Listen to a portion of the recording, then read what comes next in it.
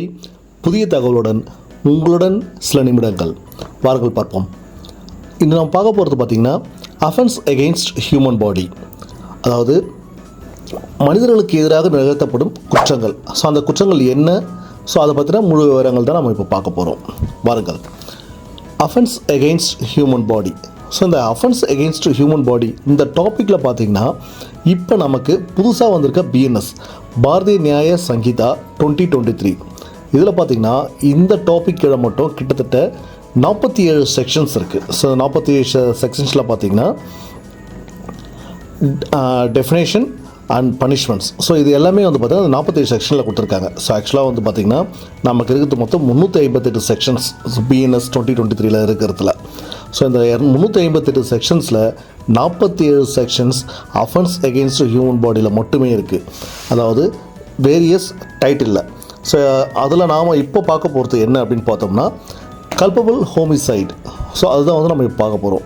ஆக்சுவலாக இதில் இருக்க மற்ற டைட்டில்ஸ் நம்ம அடுத்தடுத்த பார்ட்டில் நம்ம ரிலீஸ் பண்ண போகிறோம். இந்த டாப்பிக்கில் நாம் பார்த்தோம்னா culpable homicide and murder. So இந்த கல்பபிள் ஹோமிசைட் அண்ட் மர்டர் அப்படின்னா என்ன அப்படின்னு பார்த்தோம்னா, இந்த ஹோமிசைட் அப்படின்றது என்ன அப்படின்னு பார்த்தோம்னா the killing of one human being by another. அது வேறு ஒன்றும் இல்லைங்க, நம்ம ஊர் பாஷையில் சொல்லணுன்னா ஒருத்தன் இன்னொருத்தனை கொல்லுடுறான். ஸோ அதுதான் வந்து நம்ம இந்த டாபிக் முழுக்க நம்ம பார்க்க போகிறோம். ஸோ இந்த வீடியோ முழுக்க நம்ம பார்க்க போகிறது என்ன அப்படின்னு பார்த்தோம்னா கல்பபிள் ஹோமிசைட் அண்ட் மர்டர், அதுக்கான டெஃபினேஷன்ஸ், அதுக்கான பனிஷ்மெண்ட்ஸ் என்னன்றது தான் வந்து இந்த வீடியோவில் நம்ம விவரமாக பார்க்க போகிறோம். அதுக்கு முன்னாடி நாம் தெரிஞ்சுக்க வேண்டிய இன்னொரு விஷயம் என்ன அப்படின்னு பார்த்தோம்னா ஸ்டேஜ் ஆஃப் க்ரைம். ஸோ ஒரு க்ரைம் அப்படின்னு சொல்லும்போதே வந்து ஒரு க்ரைம் சம்மந்தப்பட்டமாக நான் யோசிக்கும் போதே இந்த 4 விஷயம் நமக்கு கண்டிப்பாக வரணும். Stage of crime. ஸோ ஒரு க்ரைம் அப்படின்னு சொன்னோம்னா அந்த க்ரைம் நடக்கிறதுக்கான ஒரு நோக்கம் இருக்கணும். So intention. ஸோ அந்த மோட்டிவ் என்ன அப்படின்றது வந்து பார்த்தோன்னா அந்த க்ரைமில் ரொம்ப தெளிவாக இருக்கணும். அதுக்கு அடுத்தது அப்படின்னு பார்த்தோன்னா ப்ரிப்பரேஷன்ஸ். ஒரு நோக்கத்தை தொடர்ந்து அந்த நோக்கத்தை நிறைவேற்றுறதுக்கான சரியான திட்டமிடல். ஸோ அந்த திட்டமிடலுக்கு அடுத்தது பார்த்தோம்னா அட்டெம்ப்ட். ஸோ நம்மளோட நோக்கம், நம்மளோட திட்டம், அதை செயல்படுத்துகிறோம். So attempt. ஸோ இந்த 3 விஷயமும் செய்யும்போது ஸோ நம்மளோட க்ரைம் வந்து கம்ப்ளீட் ஆகுது. ஸோ அந்த க்ரைமோட எண்ட் ஆஃப் த ரிசல்ட் என்ன அப்படின்னு பார்த்தோம்னா அந்த க்ரைமில் யார் ஈடுபடுறாங்களோ ஸோ அவங்க இந்த 3 விஷயத்தையும் தொடர்ந்து செய்யும்போது 4வதாக அந்த முடிவுக்கு வரும்போது அவங்களுக்கான ரிசல்ட் அதில் இருக்கும். அதாவது அது கொலையோ இல்லை இன்னொருத்தரை தாக்குதலுக்கான பிளானோ, ஒரு அடிதடியோ, இல்லை ஒரு கிட்னாப்பிங்கோ, சம்திங். ஸோ ஏதோ ஒரு க்ரைம் அங்கே நடக்குது. அந்த க்ரைமுக்கான நோக்கம், திட்டம், அதை செயல்படுத்துறதுக்கான முயற்சி, தென் அந்த திட்டம் முடிவுக்கு வர்றது. ஸோ இதை வந்து நம்ம ஸ்டேஜ் ஆஃப் க்ரைம் அப்படின்னு சொல்லுவோம். ஸோ இந்த 4 விஷயத்தை நீங்கள் மைண்டில் வச்சுக்கோங்க. ஸோ இதை அடுத்து பார்க்க போகிற எல்லா டாப்பிக்கும் பார்த்தீங்கன்னா இந்த ஸ்டேஜ் ஆஃப் க்ரைம் வந்து நீங்கள் மைண்டில் வச்சுக்கோங்க. ஸோ இதை தொடர்ந்து நம்ம பார்க்கலாம். Under of the Bharatiya Nyaya Sanhita 2023. So it talks about culpable homicide. So culpable ஹோமிசைட்னா என்ன அப்படின்றத பார்த்தீங்கன்னா விளக்கம் பார்த்தீங்கன்னா இந்த செக்ஷன் 100ல் இருக்குது. அதாவது கல்பபிள் ஹோமிசைட் அப்படின்னு சொன்னோம்னா குற்றமற்ற கொலை, அதாவது அஃபண்டரோட ஸ்டேட் ஆஃப் மைண்ட் அதை பார்த்தீங்கன்னா விளக்கமாக சொல்லக்கூடிய ஒரு செக்ஷன் இது. இதில் ஒரு 2 இல்லஸ்ட்ரேஷன் நம்ம பார்க்கலாம். அதில் நம்பர் 1 ABC. ஸோ இங்கே 3 பேர் இருக்காங்க. இந்த 3 பேர் வந்து 3ல் ஏன்றவர் என்ன செய்கிறார் அப்படின்னு பார்த்தோம்னா அவர் வீட்டுக்கு பக்கத்தில் ஒரு புதர் இருக்குது. ஸோ அந்த புதர்னால நிறைய பூச்சி பாம்புகள்லாம் வருது அப்படின்னு சொல்லி அந்த புதரை எரிக்கணும்னு பிளான் பண்ணுறாரு. இந்த பிளான் பண்ணுறது வந்து பிக்கு தெரியுது. அட் த சேம் டைம் அந்த புதரில் சீன்றவர் மறைஞ்சிருக்காரு அப்படின்றதும் பிக்கு தெரியுது. பட் ஏக்கு சி மறைஞ்சிருக்கிற விஷயம் தெரியாது, சிக்கு அந்த புதரை கொளுத்த போகிறாருன்ற விஷயம் தெரியாது. ஆனால் இது எல்லாமே பிக்கு தெரியும். இந்த சந்தர்ப்பத்தில் பி என்ன செய்கிறாருன்னா சிக்கு தகவல் கொடுக்க மாட்டேங்கிறாரு. இந்த புதரை கொளுத்த போகிறோம், அங்கேருந்து வெளியே போன்ற தகவல் அவருக்கு கொடுக்கல. அதே சமயம் பி வந்து ஏக்கு வந்து இந்த தகவலையும் கொடுக்கல. எந்த தகவல்னா சி அங்கே மறைஞ்சிருக்காரு, அதனால் கொளுத்தாத அப்படின்னு சொல்லிட்டு ஏக்கும் அந்த தகவலை கொடுக்கல. இந்த சந்தர்ப்பத்தில் அந்த புதரை கொளுத்துறதுனால சி இறந்துட்டார் அப்படின்னு சொன்னோம்னா இங்கே ஏ செய்தது வந்து குற்றமற்ற கொலை. இதில் யார் குற்றவாளி அப்படின்னு பார்த்தோம்னா பி தான் குற்றவாளி. ஸோ இந்த இல்லஸ்ட்ரேஷனில் ஸோ நம்பர் 2 இன்னொரு இல்லஸ்ட்ரேஷன் நம்ம பார்ப்போம். ஸோ ஒரு ட்ரிங்கில் வந்து ஒரு பாய்சனை கலக்குறாங்க, சேம் ABC. ஸோ இதில் வந்து பார்த்திங்கன்னா ஏக்கு வந்து பிஏ கொல்லணுன்றது தான் மோட்டோ. ஸோ இந்த மோட்டோவில் ஏ என்ன பண்ணுறாருன்னா பிக்கு போகிற ட்ரிங்க்கில் பாய்சனை கலந்துடுறாரு. ஸோ அந்த நேரம் அந்த இடத்துக்கு வர சி பிக்கு கொடுத்துருக்க ட்ரிங்கை வந்து அவர் வாங்கி குடிச்சிடுறாரு. ஸோ 2 பேருமே ஃப்ரெண்டு இருந்தாலும் அவரோட ட்ரிங்கை இவர் கேஷுவலாக வாங்கி குடிக்கிறாரு. ஸோ இப்போ இந்த சந்தர்ப்பத்தில் அந்த ட்ரிங்க்கில் பாய்சன் இருக்குன்றது பிக்கும் தெரியாது, சிக்கும் தெரியாது. ஸோ சி குடித்ததுனால சி இறந்துடுறாரு. இது பார்த்திங்கன்னா ஏக்கான மோட்டோ பிஏ கொள்வது தான், சிஏ கொள்வது அவரோட மோட்டோ கிடையாது. ஸோ அதனால் இது வந்து ஒரு குற்றமற்ற கொலை. ஸோ கல்பபிள் ஹோமிசைட் அந்த கேட்டகரிக்குள்ளே இது வந்துடும். இதை இன்னொரு மாதிரியும் சொல்லலாம், ஒரு கவனக்குறைவு. இதில் நம்ம அந்த ஸ்டேஜ் ஆஃப் க்ரைம் பார்த்தோம். ஸோ இந்த எல்லாமே பார்த்திங்கன்னா இந்த நம்ம சொன்ன இந்த 2 இல்லஸ்ட்ரேஷன்லையும் இருக்குது. ஆனால் ஒரே ஒரு விஷயம் மட்டும்தான் மாறுபடுது. ஸோ யாரை கொல்லணுன்ற பிளான் இருக்குது, ஸோ இல்லை கொல்லணுன்ற பிளானே இல்லாமல் ஒரு செயல் செய்கிறோம், அதனால் ஒரு மரணம் நிகழுது அப்படின்னும் போது அதுக்கு சம்மந்தப்பட்ட அஃபண்டர் வந்து அதுக்கு பொறுப்பாக முடியாது. அது அவர் தான் பொறுப்பு. ஆனால் அந்த கொலை அதனால் ஏற்படுற மரணம் குற்றமற்ற கொலை அப்படின்னு சொல்லுவோம். ஸோ அந்த கேட்டகரியில் வருது. இதை வந்து பார்த்திங்கன்னா ரெக்லெஸ்னஸ் அப்படின்னு சொல்லலாம். ஸோ ரெக்லெஸ்னஸ்ன்னு பார்த்தீங்கன்னா பொறுப்பற்ற இல்லை கவனக்குறைவு, ஸோ அதனால் ஏற்படுறது இந்த கல்பபிள் ஹோமிசைட் அப்படின்னு நம்ம சொல்லுவோம். இதில் பார்த்திங்கன்னா சம்மந்தப்பட்ட அஃபண்டருக்கு வந்து ஒரு விஷயம் ரொம்ப தெளிவாக தெரியும், அந்த ஃபயர். ஸோ ஃபயரில் ஒருத்தர் சிக்கிட்டாருன்னா மரணம் விளையுன்ற நாலேஜ் வந்து அவருக்கு இருக்கும். At the same time second இல்லஸ்ட்ரேஷனில் சொன்ன மாதிரி பாய்சன், இந்த பாய்சனை ஒருத்தர் சாப்பிட்டா, ஸோ யாரும் வேணாலும் இருக்கலாம். ஸோ ஒருத்தர் சாப்பிட்டா அவர் இறந்துடுவார்ன்ற நாலேஜ் இருக்குது. ஸோ இந்த 2 விஷயம் இருக்குது. 2 விஷயம் இருந்து அதை நம்ம செயல்படுத்தும் போது கவனக்குறைவாக செயல்படுத்தோட விளைவு ஸோ இங்கே ஒரு மரணம் நிகழ்ந்திருக்கு.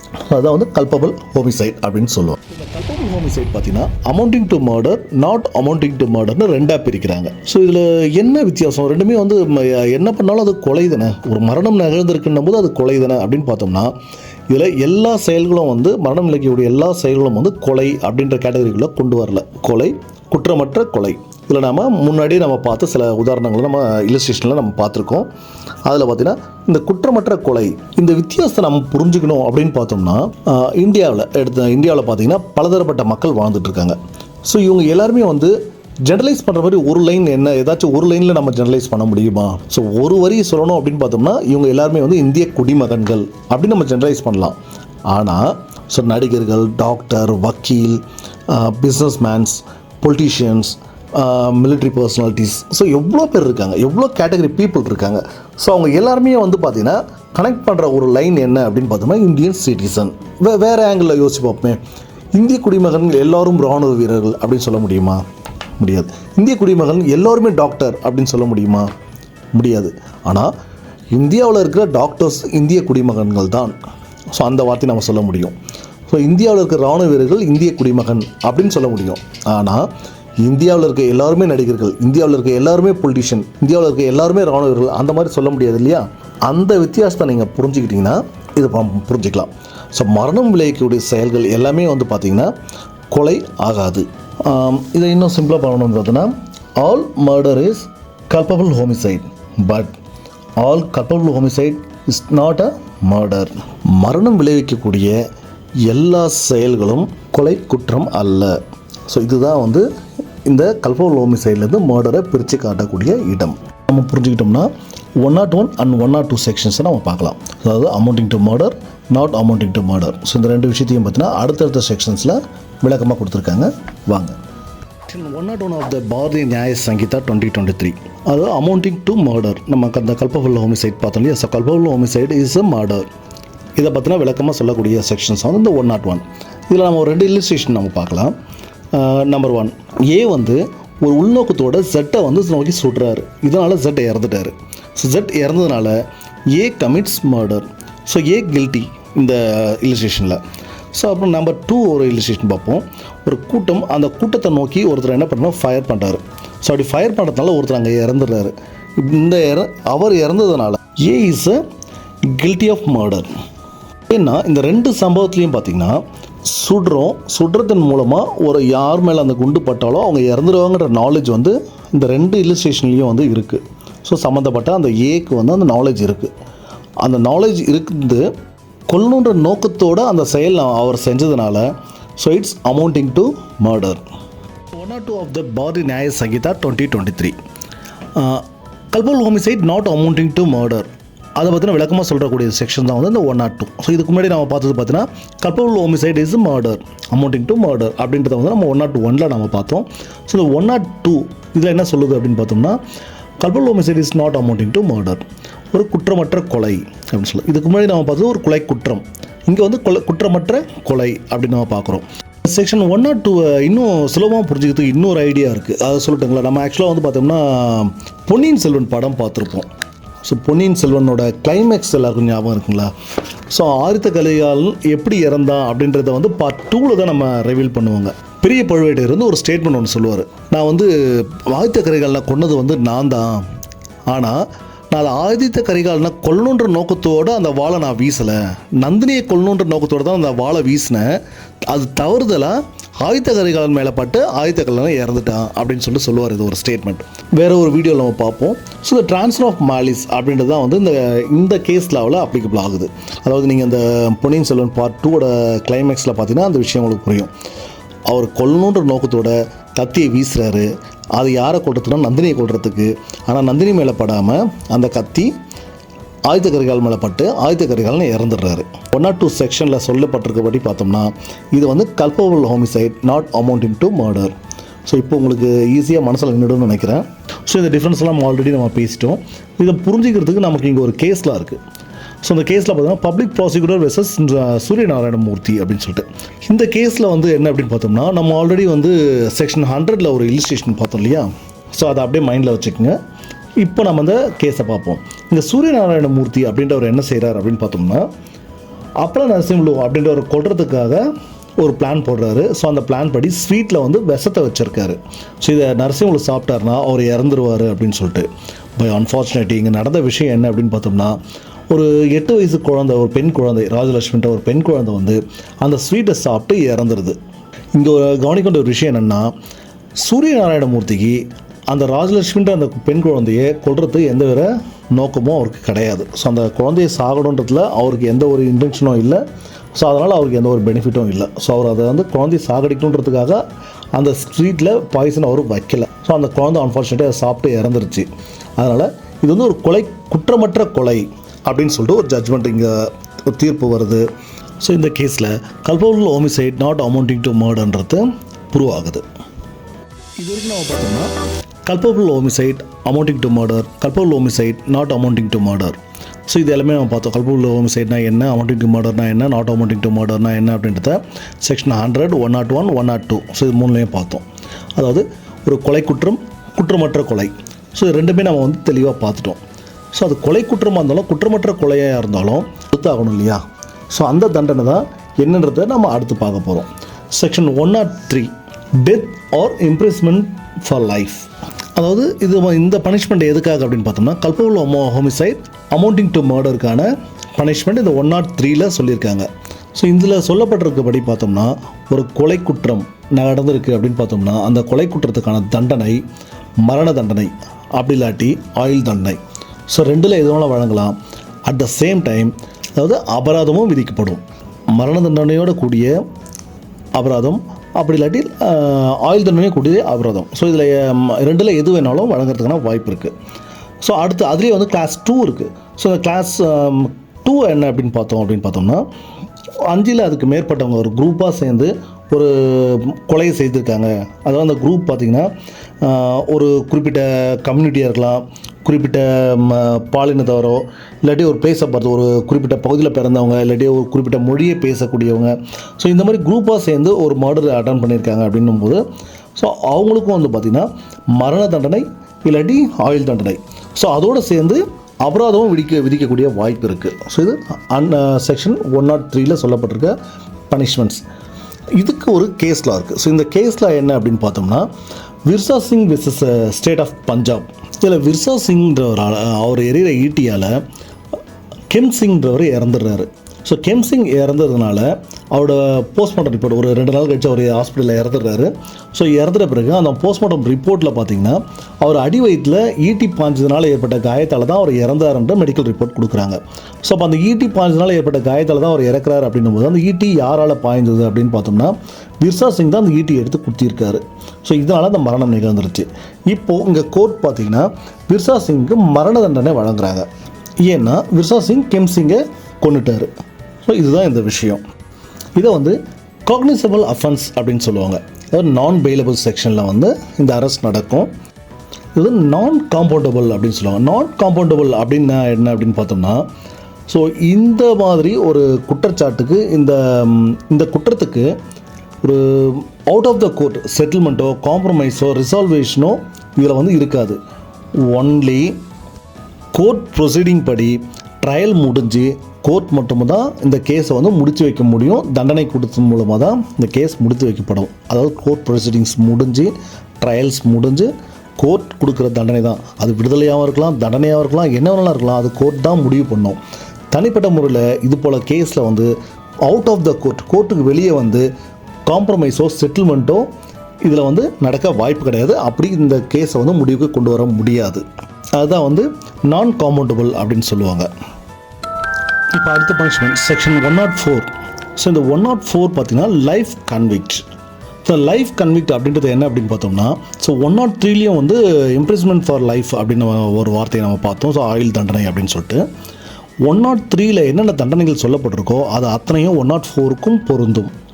அது இல்லாமல் அங்கே உள்ள ஆயுள் தண்டனைக்கும் இங்கே உள்ள ஆயுள் தண்டனைக்கும் ஒரு வித்தியாசம் இருக்குது. ஒரே ஒரு வித்தியாசம் தான். அது என்ன அப்படின்னு பார்த்தோம்னா, அங்கே ஆயுள் தண்டனை, அந்த ஆயுள் தண்டனையில் ஒரு குறிப்பிட்ட காலகட்டத்துக்கு பிறகு அரசாங்கம் நினச்சா அவரை விடுவிக்க முடியும் அவரோட நன்னடத்தையின் அடிப்படையில்.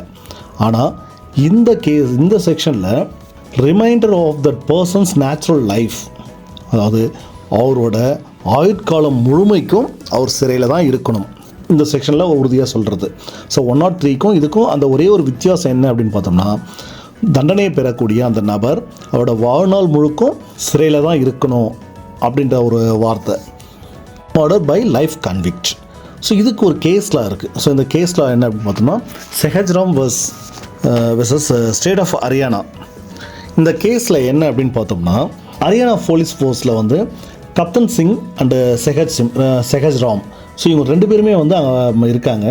இதில் கப்தன் சிங்கை நோக்கி செஹஜ்ராம் வந்து ஃபயர் பண்ணுறாரு. ஸோ கப்தன் சிங் தப்பிச்சு ஓடும்போது அவரோட முழங்கால் நேர சுட்டுறாரு. அதனால் நிலத்தடு மாதிரி கீழ் விழும்போது கிட்டத்தட்ட ஒரு 5 ரவுண்டு வந்து அவர் மேலே சுடுறாரு. ஸோ 5 ஷாட்ஸ் அவர் மேலே சுடுறாரு. இதில் வந்து நிலை குலைஞ்சி கப்தன் சிங் ஸ்பாட்லேயே இறந்துடுறாரு. இதில் கப்தன் சிங்கும் செஹஜ்ராமும் ஹரியானா போலீஸ் ஃபோர்ஸில் ஒன்றா ஒர்க் பண்ணிகிட்ருக்கவங்க. இதில் கப்தன் சிங் இறந்த பிறகு ஸ்பாட்லேயே வந்து செஹஜ்ராமை அரெஸ்ட் பண்ணுறாங்க. அவருக்கு வந்து இந்த கேஸில் வந்து லைஃப் கன்விக்ட் கொடுக்குறாங்க. அதாவது இந்த கேஸில் இன்னொரு விஷயம் என்ன அப்படின்னு பார்த்தோம்னா, இதுக்கு முன்னாடி நம்ம பார்த்த மாதிரி நான் compoundable.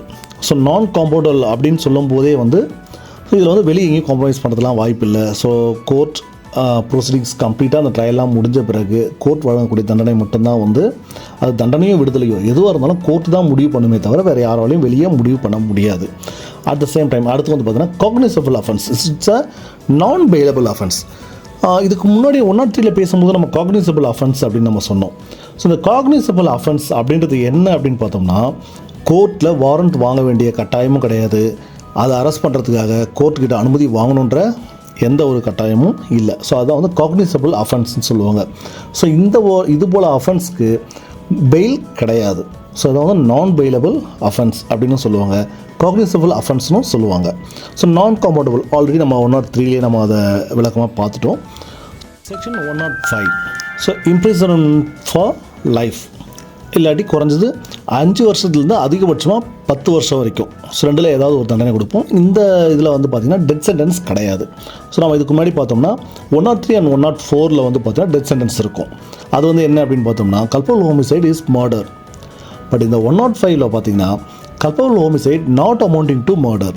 So not amounting to murder அப்படின்ட்டு வருது இல்லையா. ஸோ இது நம்ம புரிஞ்சிக்கிறதுக்கு ஆல்ரெடி நம்ம இலிஸ்ட்ரேஷன் பார்த்துருந்தோம். பட் ஒரு கேஸில் அவர் தெளிவாக கொடுத்துருக்காங்க. ஸோ அந்த கேஸில் என்னன்றதை நம்ம பார்த்துடலாம். K M Nanavati versus state of Maharashtra.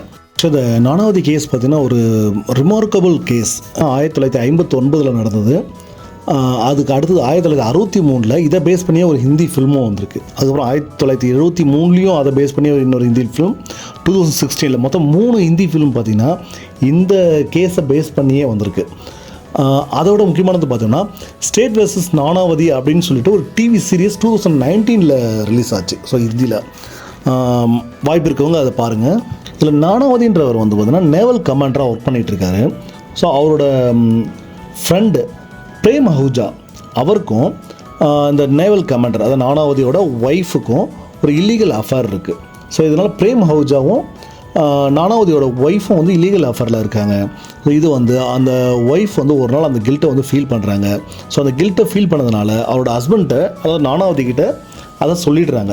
இந்த மாதிரி உங்கள் ஃப்ரெண்டும் என்னோட மிஸ்பிஹேவ் பண்ணி நாங்கள் 2 பேரும் வந்து இந்த மாதிரி அஃபேரில் இருந்துட்டோம் அப்படின்னு சொல்லிட்டு நானாவதிக்கிட்ட சொன்ன பிறகு அவர் என்ன பண்ணுறாருன்னா உடனடியாக அவர் கோவப்படுறாரு. பட் கோவப்பட்ட அன்றைக்கி அவர் எந்த ஒரு முடிவும் எடுக்கலை. 3 நாள் கழித்து அவர் ஒரு பிஸ்டல் கொண்டு போகிறாரு. அந்த பிஸ்டல் கொண்டு போயிட்டு பிரேம் அஹூஜாவை சுட்டு கொண்டுடுறாரு. ஸோ சுட்டு கொண்டுட்ட பிறகு இந்த கேஸ் வந்து கோர்ட்டுக்கு வருது.